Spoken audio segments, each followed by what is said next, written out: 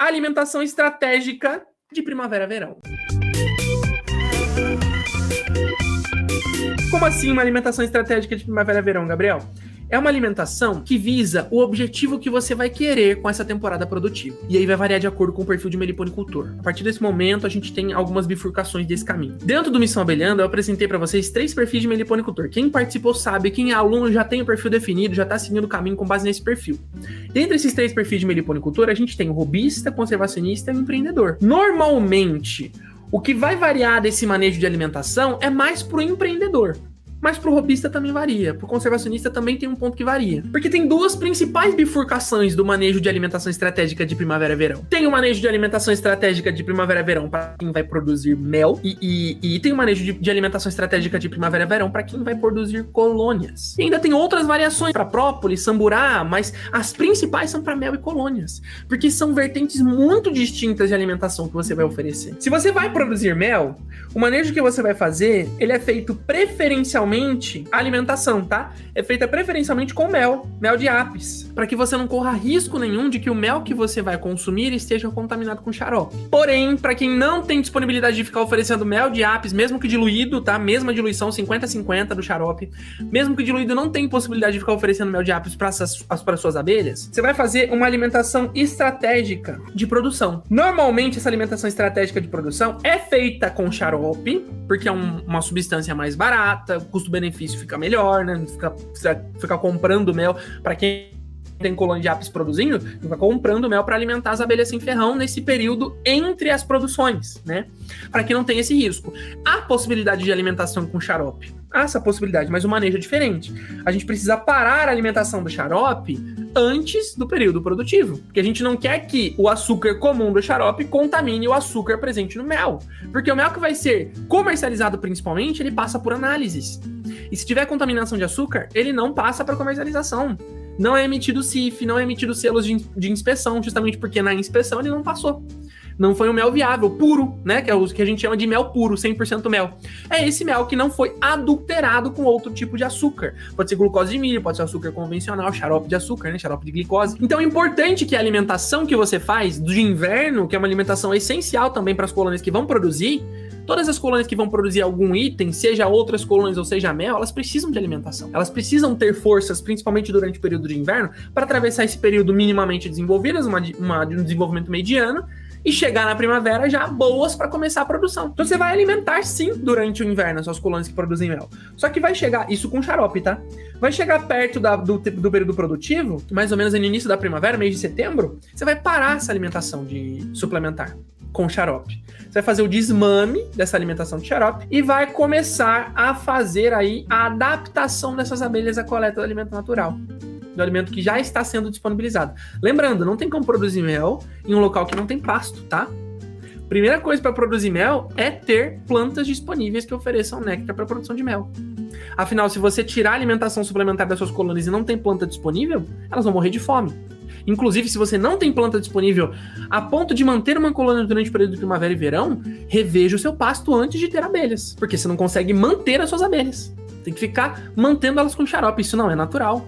Isso não é certo. Sabendo disso, parou a alimentação de reforço meados de setembro, você vai iniciar os manejos de inclusão das melgueiras. Claro que nos momentos certos, tem que fazer análise da colônia para saber se ela pode receber essa melgueira, se ela está pronta para iniciar a produção, se a região está pronta para iniciar essa produção. Às vezes a florada da região não começa em setembro, às vezes essa florada predominante que as suas abelhas coletam começa em outubro, novembro. Se você oferece uma melgueira em setembro, pode ser que ao invés de ajudar, você esteja atrapalhando essa colônia. Inclusive, por isso é importante observação. Por isso é importante pensar como abelha. Parar de vez em quando na frente das suas caixas que você vai usar para produzir, que tem um genótipo produtivo, porque não é qualquer colônia que produz, é o genótipo bom, que tem um genótipo produtivo, e observa.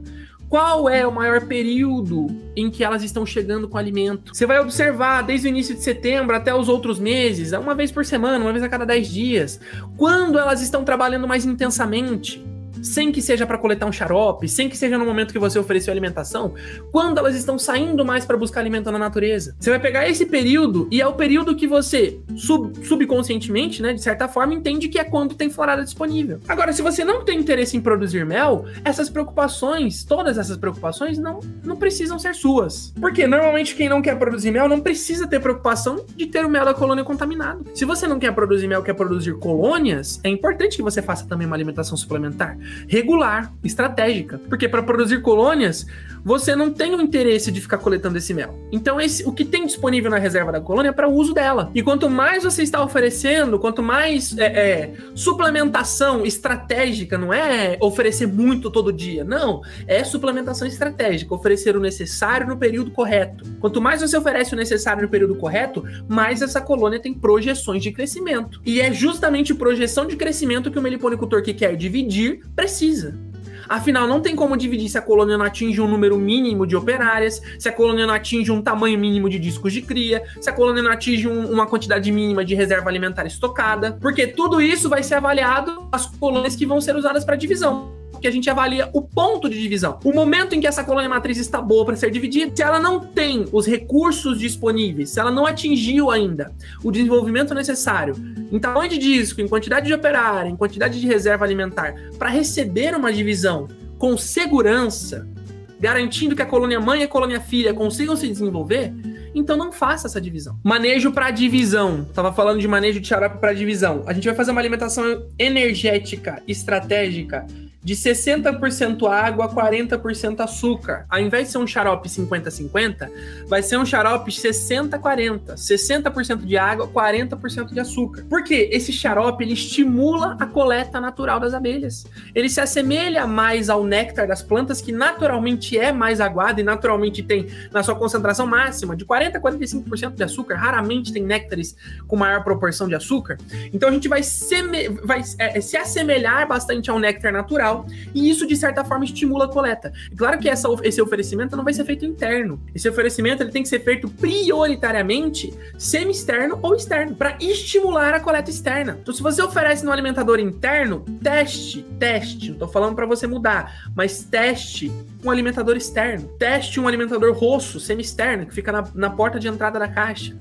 Porque assim você estimula a saída dessa abelha operária, dessa abelha campeira, para coleta desse alimento, nem que seja um alimento artificial, e retorno para a colônia. Esse estímulo de saída e retorno, de saída, coleta e retorno, vai acabar estimulando, acostumando elas a sair para coletar alimento. Se você está sempre oferecendo alimentação interna para sua colônia, mesmo que seja regrada, estratégica, de certa forma, uma vez a cada 5 dias, sempre no mesmo potinho, do mesmo cantinho, da mesma colônia, no mesmo horário, ela vai estar acostumada a receber esse alimento. As abelhas são inteligentes, elas se acostumam, elas criam hábitos também.